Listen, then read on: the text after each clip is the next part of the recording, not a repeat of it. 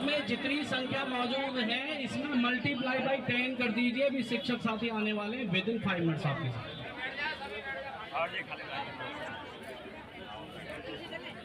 जितने शिक्षक और शिक्षिकाएं यहाँ पे एकत्रित हुए हैं, टेट को जिस तरीके से लागू किया गया है, प्रधानमंत्री जी को आपने ज्ञापन भी सौंपने का एक विचार बनाया है और आज ज्ञापन भी आप दे रहे हैं, तो यदि सरकार ने आपकी बातें नहीं मानी तो क्या? देखिए, पहली बात तो ये है कि सरकार ने, ये सुप्रीम कोर्ट ने अपना डिसीजन तो दिया है, वो एनसीटी की गाइडलाइन के अनुसार दिया है।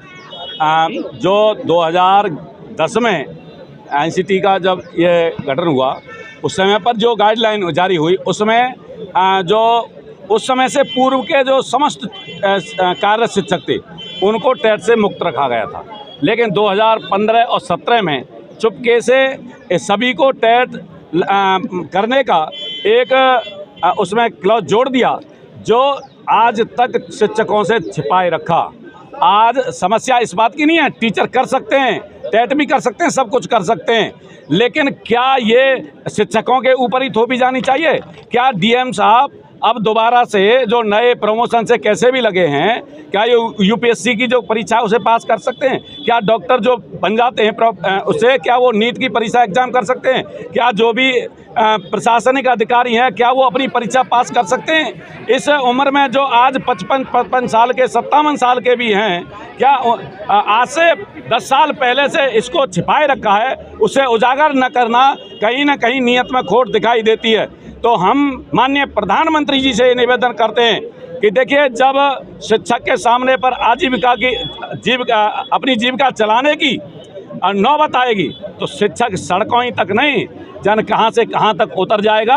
और शिक्षक की जब तक ये मांग पूरी नहीं होगी, ये शिक्षक है, शिक्षक की जिसने मांग नहीं मानी है वो शिक्षक ने उसको नहीं माना और देश ने भी उसको नहीं माना है। इसलिए शिक्षक की इनकी मांग है, ये जो चुपके से हटाने का तरीका उन्होंने अपनाया है, ये उन्हें सोच करके अपना सरकार को ही संशोधन करना पड़ेगा, तभी इस सुप्रीम कोर्ट में जा कर के हम जीत पाएंगे। प्रोग्राम है जो यहाँ पर धरना प्रदर्शन चल रहा है, क्या प्रोग्राम है, किस बात को लेकर धरना प्रदर्शन किया जा रहा है? देखिए, अभी 1 सितंबर को माननीय उच्चतम न्यायालय ने एक आदेश दिया है कि जो कक्षा 1 से 8 तक के अध्यापक हैं पूरे देश के, चाहे वो कभी भी नियुक्त हुए हों, उन्हें शिक्षक पात्रता परीक्षा यानी टीचर्स एलिजिबिलिटी टेस्ट जिसको टेट बोलते हैं, वो उत्तीर्ण करना अनिवार्य है। ये जो निर्णय है, इस निर्णय से पूरे देश में 20 लाख से अधिक शिक्षक प्रभावित हुए हैं, क्योंकि ये निर्णय जो है वो जो RTE है, राइट टू एजुकेशन, 2009 में जो लागू हुआ था, उसका कहीं ना कहीं वॉयलेंस करता है। उसका अध्ययन किए बिना त्रुटि से उच्चतम न्यायालय ने ये निर्णय दिया है, जिसमें हमारे 20 लाख जो शिक्षक हैं पूरे देश के, ये प्रभावित होंगे और इनके सामने अब अपनी आजीविका को बचाए रखने का संकट है। अखिल भारतीय राष्ट्रीय शैक्षिक महासंघ ने एक ही दिन यानी 15 सितंबर 2025 को एक ही दिन पूरे भारतवर्ष के सभी राज्यों में, आज ही के दिन 15 सितंबर को सभी जिलों में माननीय प्रधानमंत्री को संबोधित करते हुए जिलाधिकारी के माध्यम से ज्ञापन देने का निर्णय लिया है, जिसमें हम यहाँ पर राष्ट्रीय शैक्षिक महासंघ उत्तर प्रदेश की जनपद इकाई बुलंदशहर से हम यहाँ पर डीएम साहब को ये ज्ञापन दे रहे हैं। और हम संयुक्त रूप से जूनियर हाई स्कूल शिक्षक संघ जो हमें कंधे से कंधे मिला करके चलते हैं, क्योंकि सभी शिक्षकों की एक ही समस्या है। और कहाँ से ये अपील है? पूरे जनपद के टीचर हैं, पूरे जनपद में 16 ब्लॉक हैं और 6 नगर क्षेत्र हैं। कितनी संख्या रही है?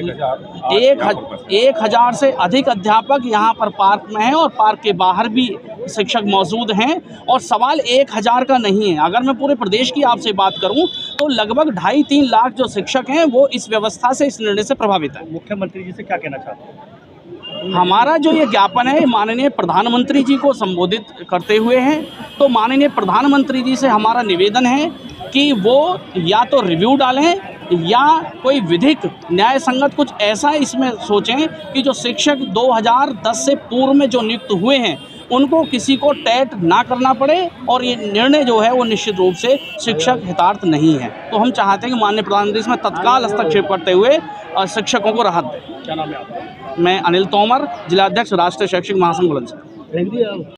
नाम क्या है और आप यहाँ पे आज एकत्रित हुए हैं, क्यों एकत्रित हुए हैं, किस बात का यहाँ पे धरना प्रदर्शन चल रहा है?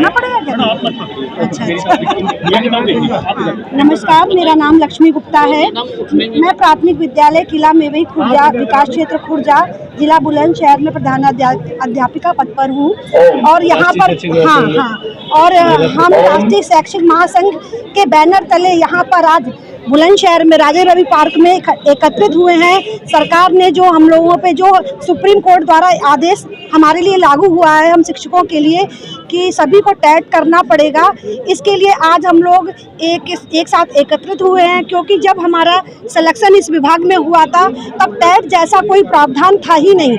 उस समय सरकार के द्वारा जो मानक तय हुए थे, हम उस मानक पर खरे उतरकर हमारी नियुक्ति की गई थी। आज जो शिक्षक है 15-15, 20-20 साल नौकरी करने के बाद उसके सामने एक ऐसी विषम परिस्थिति लाके खड़ी कर दी है, क्या ये न्यायोचित है? और क्या हमारा ये मानसिक शोषण नहीं है? बच्चों, मतलब हम टीचर को, हम अपने परिवारों में इतना उलझ गए हैं कि करने को तो हम शिक्षक है। कुछ कहाँ तक जाएगा?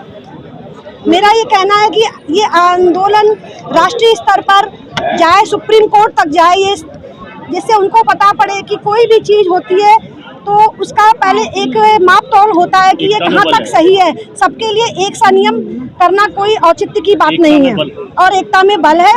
और हमें लगता है कि सुप्रीम कोर्ट भी हमारी इस याचिका जो हमारा जो विचार है उनको समझेगी और उस पर आगे कोई ना कोई सही निर्णय हमारे पक्ष में जरूर आएगा।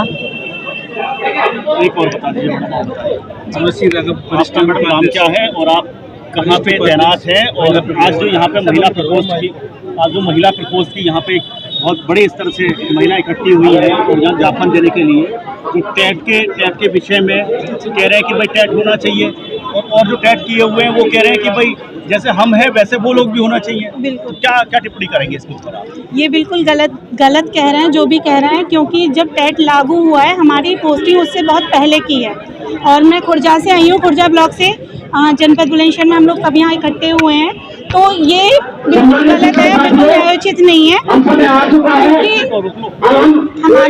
हमारे शिक्षक सभी इस पर लगे हुए हैं, सभी लोग इस पर लगे हुए हैं और इससे पुनः विचार होना चाहिए। बिल्कुल गलत निर्णय लिया है जो भी लिया गया है, तो उसमें इस आंदोलन को हम बिल्कुल आगे तक लेके जाएंगे, कोई भी पीछे हटने वाला नहीं है। बिल्कुल गलत बात है। आम टीचरों और जो आपके साथी हैं उनसे क्या कहना चाहेंगे आप?